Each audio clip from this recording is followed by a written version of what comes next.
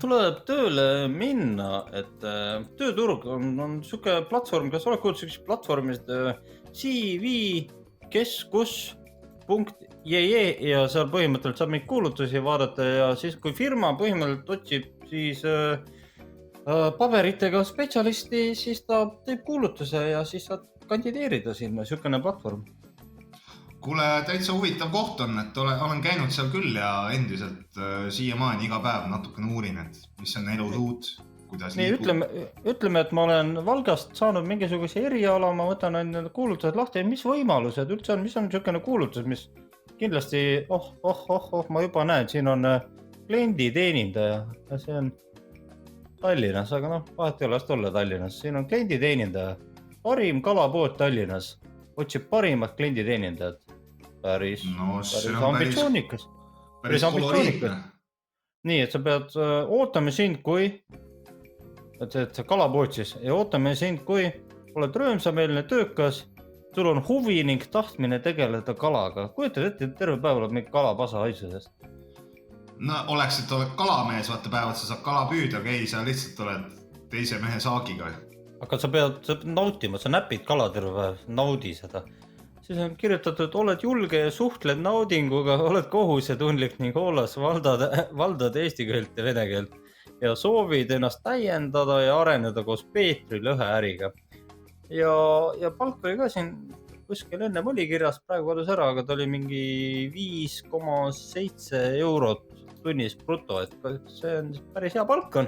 Et kas sellega saab siis kõige parema klienditeenindaja, siuke entusiastlik, noh, ütleme nii nagu asjad on, siis kalapederasti, perverdi. Kas sellega saab kalaperverdi kätte? Ma ei tea, vaatame, kui kaua see kuulutus üleval on. Ma arvan, me peame selle ära bookmarkima, et siis kui üks päev lööd oma pea kogemata ära ja mõtled, et tahaks midagi nilbet teha oma elus, et siis saad oma praeguse ametikoha üles öelda ja minna kalaperverdiks.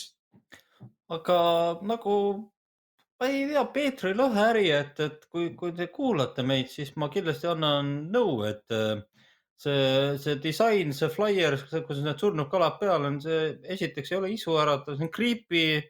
Kogu see asi on sihuke pask on, et siin on kirjutatud, et ettevõte omalt poolt pakub sõbralik ja toetav meeskond, väljaõppe koha peal, huvitav töö ning võimalus areneda, kindel sissetulek. Mulle meeldib see, et seda on eraldi välja toodud, kindel sissetulek, et muidu ma kandideerin tööle, siis on nagu 50-50, kas palka ka üldse saab, aga vähemalt kindel sissetulek, midagigi. No täpselt. Ja saab Tallinnas töötada. Tallinnas, aga Serjoga on sul mõni kuulutus endal märgata? On küll, ma mõtlesin, et kõige prestiižsem töö on ikkagi riigiametis. Jah. Ja kõik Eesti haiglad kuuluvad riigi alla minu teada, eks ju. Jah. Ja siin ma näen, et Põhja-Eesti regionaalhaigla ootab oma meeskonda kaubakäitlejat, kelle tööks on haiglale tellitud kaupade vastuvõtmine ja nõuetekohane ladustamine. Ja ladustatud kaupade komplekteerimine, pakendamine ja markeerimine. See võiks nüüd tähendada seda, et sa oled siis oma selle laomehe paberi kätte saanud kutsehariduskeskusest. Vaja on füüsilist vastupidavust, täpsust, kiirust, korrektsust, eesti keele oskust, varasemat laotöö kogemust. Tööl saad sa käia esmaspäevast reedeni 8-4. Ja nüüd kuula töötasu. Nonii. Suurepärane 785 eurot kuus bruto.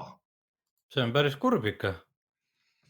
785 eurot kuus bruto. See on nüüd, mis ta on 6 sotitiiru midagi või? Midagi sihukest, et see on päris kurb ikka. Ma panen selle siia kalkulaatorisse sisse, ma tahan vaadata, kui palju inimene kätte saab. Nii. 7 sotti. 7 sotti. 7 sotti. Ja sa pead olema täpne, kiire, korrektne, varasema laotöö kogemusega. Esmaspäevast reedeni tööl ja sa töötad veel riigiametis. Joh, ei tii.